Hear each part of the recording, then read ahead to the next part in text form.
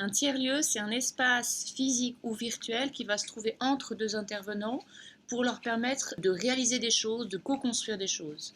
Donc un exemple tout simple que peut-être vous avez vu en passant, c'est l'espace des voisins. C'est un espace de coworking. Un espace de coworking, ça fait partie des tiers-lieux qui existent. Il y en a d'autres. Dans les plus connus, il y a les hackerspaces, qui sont des espaces où on va utiliser des technologies ouvertes et on va créer des choses avec ça.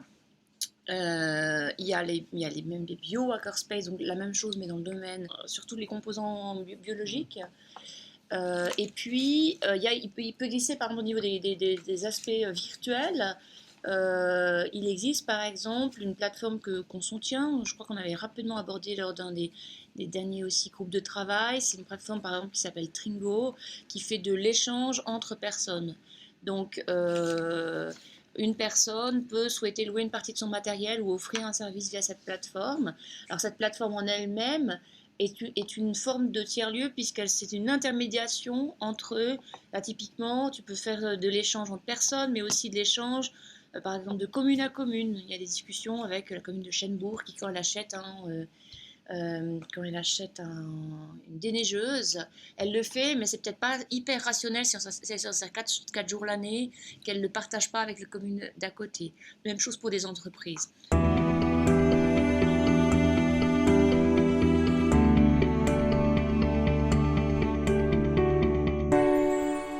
Donc en fait, tous ces types d'initiatives d'intermédiation, elles ont pour but d'inventer des nouvelles manières et dans un esprit généralement de meilleure utilisation des ressources et donc dans un esprit écologique. Si je prends par exemple Tringo, la plateforme d'échange en ligne, il y a un aspect écologique puisque potentiellement on ne va pas acheter un outil dont on se sert 4 fois l'année et on peut utiliser celui d'un autre. Il y a un aspect économique lié à ça pour la personne qui loue, mais également pour la personne qui n'a pas besoin de réaliser l'achat, il peut juste l'acheter à la hauteur. Donc on va toujours être sur des logiques d'efficience.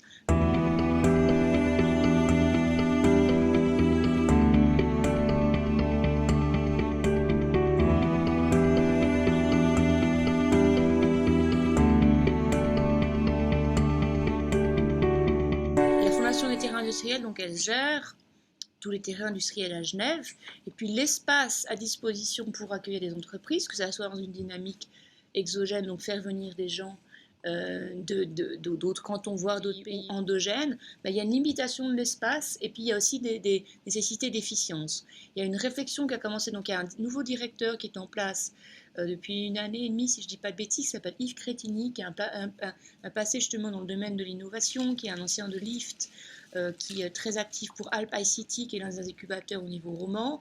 Il a une volonté, au-delà du mandat, je dirais, simple de la FTI, qui est de dire on a des locaux, on les affecte, d'être aussi dans une réflexion sur l'optimisation de ces lieux. Alors, il y a eu déjà différentes initiatives. Alors, la FTI n'a pas toujours été à l'initiative de ça, mais elle a souvent été partie prenante de ça.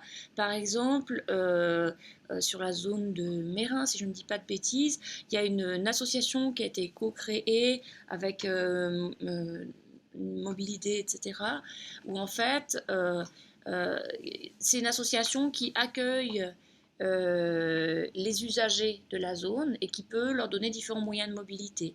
Donc, une entreprise en elle-même pourrait faire appel par exemple à Mobilité pour optimiser son plan de mobilité, mais là ce qui est intéressant c'est que c'est une mutualisation de ces services pour toutes les entreprises de la zone. Dans d'autres cas, par exemple, il y a une réflexion au niveau d'une zone de parking sur l'une des zones qui n'est pas très facilement accessible en transport public. Jusqu'à présent, chaque entreprise avait tendance à faire cette chose-là séparément. Et là, il serait dans une réflexion de dire est-ce qu'on peut gérer ce parking collectivement? Est-ce qu'on peut construire un parking qui soit utilisable pour l'ensemble des choses?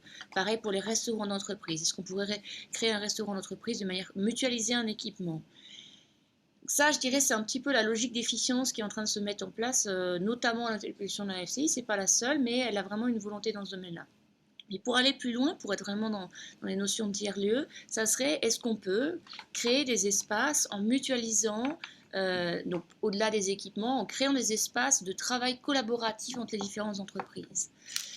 Donc parmi les choses qui sont en discussion, il y a par exemple une boîte qui fait de l'innovation, qui est en lien avec une fondation. Puis plutôt que de prendre un local pour elle toute seule, elle serait d'accord de prendre un local plus grand et qu'une partie de l'espace soit donc utilisable en tant qu'espace de coworking pour deux autres. Ça, jusque-là, c'est encore relativement classique. Ça se fait de plus en plus.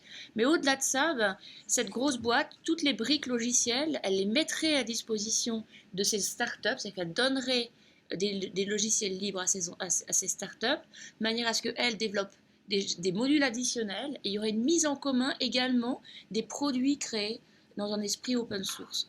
Donc là, ça devient des choses intéressantes, puisqu'il y a plusieurs niveaux de partage. Il y a le partage du lieu, mais il y a aussi le partage des connaissances, mais également des produits qui vont être vendus derrière.